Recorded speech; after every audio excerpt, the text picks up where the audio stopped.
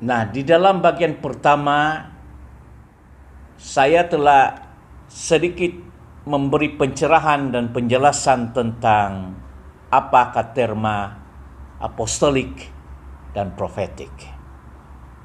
Mari saya himbau kembali. Nubuatan setelah hari Pentakosta, di mana Rasul Petrus mengutip kitab Injil Yoel bab yang kedua ayat yang ke-28 seterusnya, bahwa demikianlah pada hari-hari terakhir, kata firman Tuhan, akan kucurahkan rohku ke atas semua manusia, dan anakmu laki-laki dan perempuan akan bernubuat, berprofetik, teruna-terunamu akan mendapat penglihatan, dan orang-orang tuamu akan mendapat mimpi.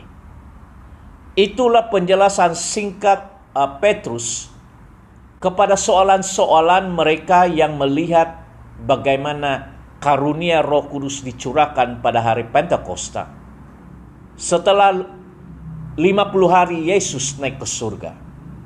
Dan sejak itu Roh Kudus bermukim, diam, tinggal di dalam kehidupan para murid-murid Tuhan. Terjadilah gerakan yang dipanggil gerakan Roh Kudus. Musim atau era yang dipanggil Roh Kudus, di mana sebagaimana janji Yesus, Yohanes 14 ayat 16, aku akan berdoa kepada Bapa, dan Bapa itu akan memberikan seorang penolong, parakletos, penghibur kita, pendamping kita, yang akan menyertai Anda selama-lamanya, yaitu Roh kebenaran. Dan Yohanes 14:26 Yesus berkata, penghibur yaitu Roh Kudus. Jadi kita tahu bahwa semenjak itu Roh Kudus tinggal diam di dalam kehidupan orang-orang Kristen, orang-orang percaya. Yang kata lain, dia sudah bermukim, dia berada di dunia hari ini. Dan janji inilah untuk Anda, kata Petrus, dan kepada generasi yang akan datang, kepada mereka yang mendengar pemberitaan Injil dan bertobat dan menerima keselamatan itu. Roh Kudus itu menjadi janji, menjadi deposit, menjadi hak yang dikaruniakan Bapa. Maksudnya, anakmu laki-laki akan bernubuat, profetik, berprofetik. Berarti dari sejak Pentakosta itu sampai hari ini, kita berada di dalam satu zaman atau yang saya gelar generasi profetik. Generasi profetik. Karena dalam generasi profetik ini, Roh Kudus bekerja lewat karunia-karunia wahyu, pernyataan, yaitu nubuatan, dan juga penglihatan yang supernatural, dan juga penglihatan malam yang dipanggil mimpi. Kita berada dalam generasi profetik ini, di mana Rasul Tuhan menyatakan bahwa inilah kejadian dan generasi di mana Roh Kudus mulai bekerja. Dan manifestasi karunia-karunia Roh Kudus itu sudah mulai jelas nampak di dalam murid-murid Tuhan dan kepada setiap orang yang telah dipanggil di dalam jabatan. So, apa kaitannya dengan apostolik dan profetik? Bagi saya percaya kita adalah generasi apostolik. Bagi saya hari ini kita berada dalam generasi profetik. Sebab mari saya beritahu, dari apa yang saya pahami, dan kalau ada masa saya bicara, terutamanya dalam syarahan saya tentang apostolik teologi apostolik dan teologi profetik. Dua daripada cabang teologi yang saya perkenalkan bila mana Anda studi bersama kami di Holy Spirit Institute College Institute Roh Kudus. Menurut Efesus pasal 4 ayat 11, Kristus telah memberikan karunia ini, rasul, nabi, penginjil atau evangelis, gembala-gembala dan pengajar-pengajar untuk melengkapi orang kudus untuk pekerjaan pelayanan dan membangun tubuh Kristus, supaya mereka memperoleh kedewasaan, pengetahuan iman tentang anak Allah yang sempurna, ya, yang dewasa. Itu tujuan kelima-lima jabatan ini. Jadi kalau tidak ada rasul dan nabi, dia akan lumpuh. Karena ini semacam klaster, ya, semacam gabungan 5, ya, 5 dalam 1 yang harus ada di dalam gereja. Nah, secara singkat, rasul atau apostol diberi kewibawaan, karunia, jabatan untuk governing, administrasi, pimpinan secara keseluruhan, yang meletakkan dasar-dasar hukum-hukum, pengajaran-pengajaran tentang kestabilan kerajaan Tuhan di dalam gereja. Sebab kita ditabir di dalam prinsip kerajaan Allah, kerajaan Kristus, di mana Yesus Tuhan dan Raja. Kita bukan gereja yang ditabir lewat tata cara demokratik ataupun republik. Kerajaan Allah, Yesus Kristus seringkali menyatakan, bertobatlah sebab kerajaan Allah berarti sudah dekat. Berarti gereja Tuhan seharusnya menerima tata cara yang berbentuk kerajaan, ya. Jadi rasul itu diberi mandat untuk putting things in order. Dia govern, dia diberi urapan kerajaan untuk semacam membuat pemerintahan itu berjalan dengan lancar, sementara menanti kedatangan Yesus Raja kita, ya. So rasul diberi kepercayaan itu.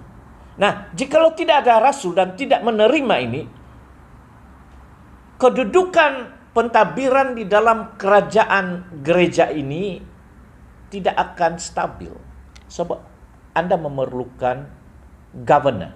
Anda memerlukan seorang yang berkepimpinan apostolik ini. Sebab itu tugasnya, itu memang jabatannya. Oke. Yang kedua, nabi, prophet. Prophet ini tugas dia, karunia dia adalah untuk memberikan pimpinan kerohanian.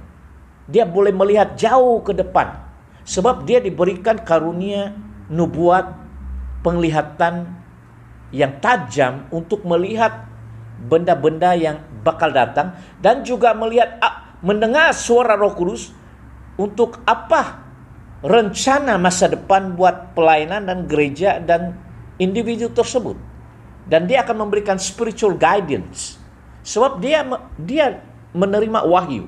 Dia berbicara apa yang Roh Kudus ingin nyatakan. Bahkan itulah bernubuat itu, kadang dia memberikan prediction yang tepat. Dia melihat, macam dia ini seorang seer, seorang yang pelihat. Dia boleh melihat apa yang bakal datang, apa yang Tuhan mau rencanakan. Dan itu dia tidak terima daripada intelek. Bukan. Sebab itu memang karunianya sebagai nabi, dia boleh melihat di dalam alam roh dan ingin memberikan amaran, teguran kepada gereja atau pimpinan kepada mereka bahwa ini Roh Kudus mau kita begitu. Inilah kehendak Roh Kudus.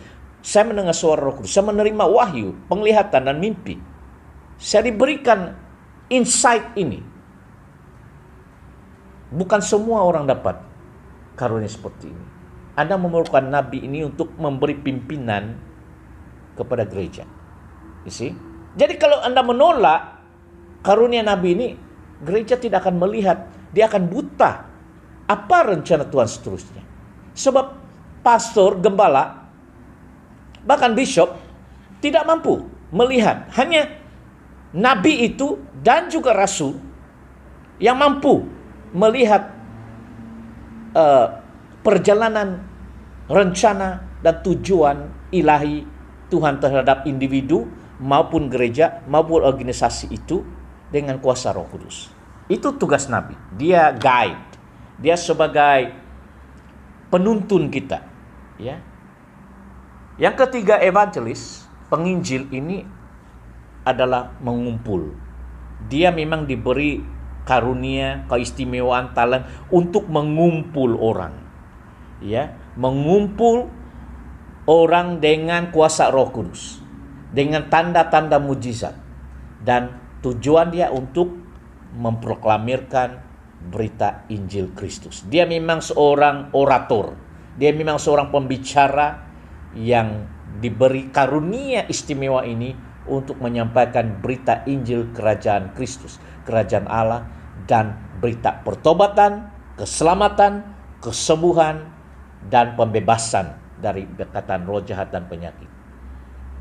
Maka terjadilah kelahiran kembali. Banyak orang bertobat dan dibaptis dan ditambah menjadi jemaat, anggota Kristus di dalam tubuh Kristus. Itu tugas evangelis. Dia memang soul winner lah, ya. Pemenang jiwa-jiwa yang tersesat. Ya. Tetapi setelah dimenangkan dan ikut serta dalam gereja atau jemaat, Anda memerlukan satu lagi karunia jabatan untuk melindungi mereka, memberi makan kepada mereka, menjaga mereka siang malam daripada serangan musuh ataupun pengajaran-pengajaran lain. Dan itu adalah tugas karunia jabatan gembala atau pastor. Dia adalah gembala yang dipercayakan oleh Yesus, sang gembala besar itu.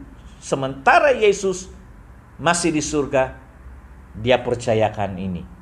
Dia berikan karunia ini sebagai pastor, sebagai gembala untuk menjaga.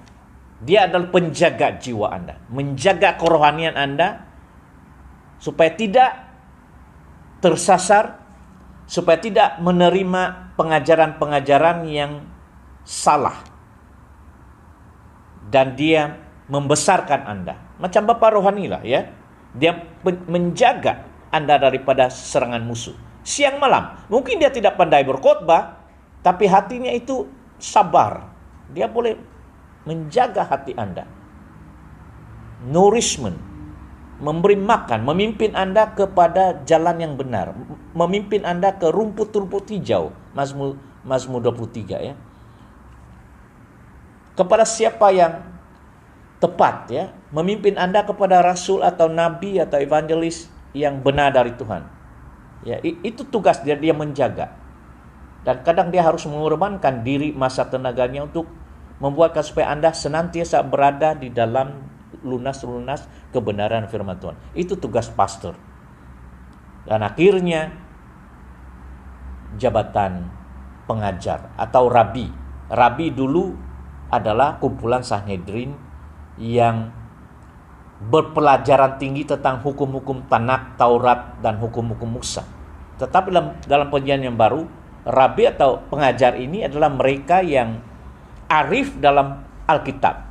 Begitu arif, begitu tahu, dia sudah buat kajian dan dia diberikan kemampuan wahyu daripada Roh Kudus untuk memahami apakah maksud perintah Tuhan itu dan wahyu sesuai dengan firman Tuhan itu. Lalu dia ingin mengajar pada Anda, memberi tunjuk ajar, macam mentor lah begitu, dengan firman Tuhan. Begini, untuk membuat saudara bertumbuh dewasa secara rohani, dewasa secara pemikiran, berhikmat, dan saudara tahu mana yang benar, mana yang salah. Dialah yang memberikan makanan rohani lewat firman Tuhan kepada Anda. Untuk saudara memakan secara rohani, membesar, untuk membentuk karakter Anda, hidup Anda sesuai dengan ajaran yang benar, yaitu Alkitab, yaitu firman Tuhan.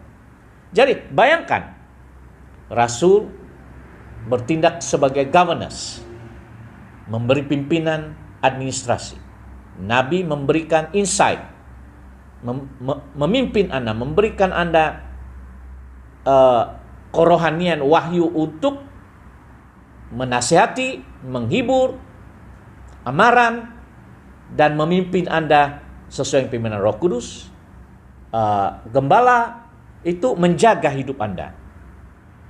Evangelis mengumpul orang supaya orang bertobat mendengar Injil. Akhirnya guru atau pengajar mengajar Anda firman Tuhan supaya Anda mengikuti, mentaati, dan bertumbuh sesuai dengan firman Tuhan sebagai seorang yang dewasa rohani.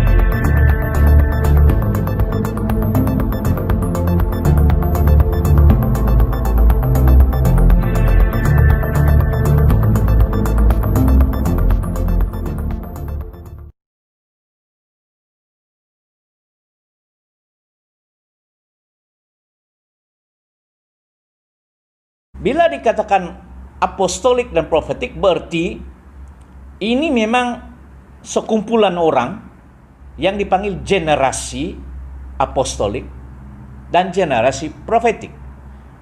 Ini juga merupakan satu gerakan yang mempengaruhi, memberi impak kepada tubuh Kristus dan jemaat secara keseluruhan. Tapi karena ciri-cirinya adalah apostolik, maksud dia menerima kelima jabatan ini dan dia berfungsi membantu jabatan nabi dan jabatan rasul, apostle prophet, apostolik profetik, untuk melaksanakan mandat yang telah diberikan oleh Roh Kudus kepada rasul atau nabi itu. Nah, contohnya atribusi seorang apostol atau rasul adalah, pertama, dia sebagai bapak rohani. Ya, bila dia berada dalam pimpinan, satu daripada ciri dan visi rasul itu adalah bapak rohani. Jadi, apabila dikatakan apostolik, berarti gereja itu atau kumpulan orang ini bukan setakat ahli, tetapi seperti anak-anak rohani. Tugas rasul adalah memperanak lebih banyak, spiritual son, macam Paulus, anak rohaninya Timotius, Filemon. Ya, sebab dia rasul, dia akan menghasilkan anak-anak rohani. Saya lebih senang melihat gereja Tuhan itu sebagai satu keluarga besar yang ada bapak dan anak rohani dan bapak rohani. Itulah sebabnya kita menggelar Allah itu Bapa kita dan kita anaknya. Dan kita ada roh anak, spirit of sonship. Kita telah diterima sebagai anak di hadapan Tuhan. Untuk menyerupai Bapaknya, untuk melakukan apa yang diminta oleh Bapa. So, bila mana ada rasul di tengah-tengah gereja, rasul Tuhan inilah yang akan memberikan kita amanat, visi, rencana, sebab dia dalam pimpinan. Dan generasi apostolik ini, kumpulan apostolik ini harus mengikut visi bapaknya, mandat bapak rohaninya. Apa tujuan gereja? Kenapa gereja itu ataupun perkumpulan itu ditubuhkan? Apa sebenarnya visi dan misi? Sebab tanpa visi dan misi, Anda tidak akan melihat masa depan cerah. Jadi apostolik maupun profetik ini membawa mandat, membawa visi. Saya ada mandat apostolik, itu jelas oleh Roh Kudus. Saya ada mandat profetik. Dan sesiapa yang ingin afiliasi dengan saya, mereka harus menerima mandat itu. Mereka harus mengenal apa mandat saya. Dan harus ikut serta memperkasakan mandat itu. Supaya pemberitaan Injil itu makin jelas dan nyata, dan supaya gereja Tuhan itu makin mantap dan kuat. Nah, generasi apostolik akan melihat kelahiran banyak anak-anak rohani yang mengikuti bapak rohaninya. Ciri apostol atau rasul yang kedua adalah dia menanam gereja. Kalau rasul pergi ke satu tempat, dia boleh memberitakan Injil sebagai penginjil, tetapi gereja akan lahir dalam sekelip mata. Mungkin hari ini dia datang, dia berkhotbah, besoknya ada gereja, ada persekutuan doa, ada mesbah doa, ada lahir baptisan air, memuridkan. Itu memang kekuatan rasul. Dia disertai tanda-tanda mujizat ini. Dia memang diberi kekuatan untuk melahirkan anak-anak rohani maupun melahirkan gereja-gereja. Ya, dia pergi ke satu tempat, dia memberitakan Injil kah, dia mengajar, gereja dilahirkan, murid-murid Kristus dilahirkan, anak-anak rohani dilahirkan. Itu ciri-ciri seorang rasul atau seorang apostol. Jadi, bila Anda berada di dalam kumpulan apostolik ini, Anda sebagai kumpulan itu juga akan melihat, akan diberi kekuatan membantu mandat ini untuk menanam gereja, membuka gereja, jemaat, berbuah. Itulah dipanggil apostolik. Dan dia juga menjadi utusan. Dia adalah komisioner, rasul itu. Dia missionary. Dia pergi menjelajah seluruh dunia. Kumpulan apostolik akan senantiasa pergi dari Yerusalem, Yudea sampai ke ujung bumi. Itu mandat apostolik daripada Kristus, pergi memuridkan. Dia tidak akan berdiam. Memang dia ada masa untuk belajar teologi, belajar daripada firman Tuhan, tetapi akan tiba masanya dia akan pergi memberitakan Injil, diutus oleh Roh Kudus. Jangankan bilang hanya evangelis saja tugas menginjil, tidak. Ini tugas memberitakan, bersaksi Injil itu semua. Dan apostol dan kumpulan apostolik ini mesti begitu. Dia akan membantu bukan hanya dari segi doa, tetapi secara fisikal pergi, ataupun ada punya dana, membantu dari segi dana untuk mengutus para missionary, hamba-hamba Tuhan untuk pergi ke seluruh dunia. Ya, rasul itu diberi hikmat. Dia akan menulis buku-buku panduan. Dia mengarang banyak buku-buku sesuai dengan inspirasi Roh Kudus. Paulus sebagai rasul menulis 27 surat. Ini tulisan-tulisan di dalam ilham Roh Kudus. Saya baru 5 buku. Memberi panduan-panduan, garis-garis panduan. Jadi bila sudah berada di dalam kumpulan apostolik, Anda juga akan pergi menulis, memproklamirkan. Lewat Facebook, Anda tulis. Instagram, lewat Twitter, lewat video. Tidak semestinya Anda tidak punya jabatan apostle atau profet atau gembala, Anda tidak boleh sharing firman Tuhan. Kita diminta bersaksi apa yang Roh Kudus lewat kesaksian, testimoni, lewat firman Tuhan, lewat lagu-lagu pujian, praise and worship. Itu semua generasi apostolik. Ya. Dia ikut serta memenuhi mandat pimpinan nabi dan rasul ini. Right? Nah, begitu juga dengan profetik. Profetik dia menerima pelayanan nabi. Maksud dia menerima wahyu. Saya beritahu satu kebenaran pada Anda. Dan ini juga pernah dinyatakan oleh nabi Tuhan, hamba Tuhan, Kenneth Hagin, bahwa the scripture or the Bible is a progressive revelation. Maksud dia, Alkitab suci itu adalah wahyu yang secara progresif. Maksudnya, memang benar kita melihat tulisan-tulisan dan juga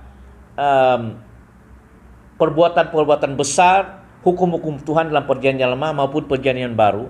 Tetapi harus saudara tahu bahwa Roh Kudus itu senantiasa membawa pernyataan wahyu yang fresh, yang progresif, sesuai dengan keberadaan zaman. Sebab contohnya, zaman Yesus tidak ada internet. Zaman Yesus tidak ada Facebook. Ya. Jadi, kalau kita hidup dalam zaman sekarang dengan media platform ini semua, dan kita masih berkata, oh saya mau hidup sama seperti zaman Yesus, tidak mau semua ini, ya. Seperti beberapa kumpulan bidat yang masih hidup zaman kuno. Mereka tidak tahu bahwa Roh Kudus bekerja melalui media juga. Roh Kudus bekerja melalui musik, Roh Kudus bekerja melalui IT, melalui serba-serbi, ya. Sebab wahyu itu, pengetahuan itu progresif. Maka dalam generasi profetik ini, kita akan melihat Roh Kudus hari ini berbicara kepada Anda hari ini secara rima. Anda akan mendengar suara Roh Kudus. Jangankan bilang, oh suara Roh Kudus itu tidak, Roh Kudus tidak akan berbicara, Allah tidak akan berbicara lagi kepada kita hari ini. Sebab dia sudah berbicara melalui Alkitab, sudah lengkap. Ya, berarti Anda tempatkan suara Roh Kudus itu di dalam sebuah buku.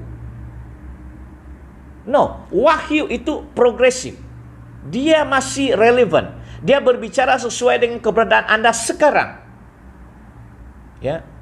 Itulah dipanggil profetik. Profetik itu terbuka kepada wahyu yang fresh. Meskipun banyak pengajaran atau wahyu yang tidak benar, ya, oleh ahli nujum, oleh iblis, bahkan suara iblis boleh bersuara. Tetapi harus saudara tahu bahwa Roh Kudus itu relevan dan dia membawa wahyu-wahyu pesanan nubuatan ini. Jadi generasi profetik maupun apostolik akan menerima ini. Dia akan mendengar apa yang dikatakan oleh Nabi. Masih ingat enggak? Bahwa ada rasul Junias. Ada rasul perempuan, ada rasul laki-laki. Masih ingat enggak? Ada nabi di zaman Paulus, di zaman Perjanjian Baru dipanggil Nabi Agabus.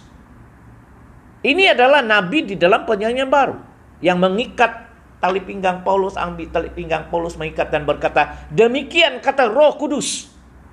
Thus say the Holy Spirit. Orang yang memiliki tali ini akan diikat begini. Itu Nabi Agabus. Dan dia memberi nubuatan tentang masa mendatang di dalam Kisah Para Rasul.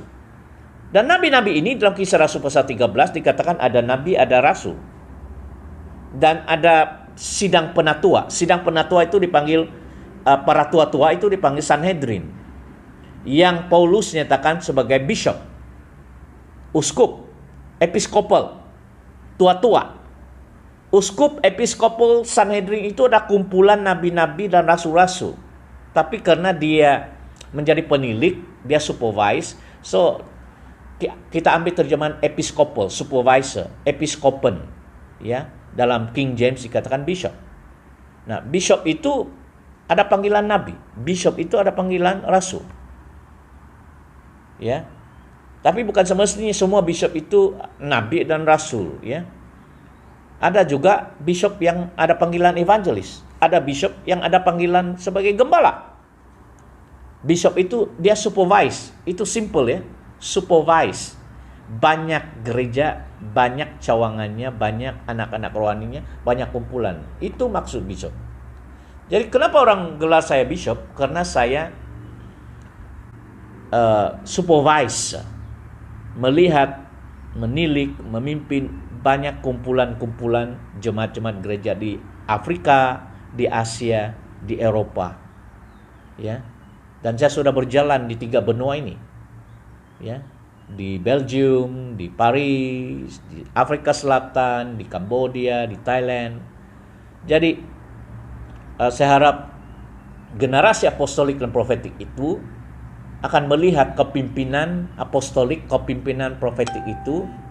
Dan kalau Anda bersama dengan saya sebagai bishop Anda, sebagai pelayan apostolik dan profetik, seorang memiliki karunia ini, maka Anda harus mengenal mandat apostolik saya, mandat profetik saya. Dan bila saudara kenal, maka Anda akan membantu saya untuk memenuhi visi dan misi yang Roh Kudus telah berikan dalam hidup saya. Dan kalau Anda mengikuti seorang hamba Tuhan dalam karunia nabi dan rasul, dan Anda percaya itulah pimpinan Roh Kudus, maka harus Anda memberi sokongan kepada dia dan juga memastikan mandat apostolik dan profetik yang dia bawakan itu terlaksana. Berarti Anda adalah generasi profetik dan apostolik kepada kumpulan itu. Ya. Nah, itu yang dimaksudkan lebih dalam tentang apostolik dan profetik. Ya.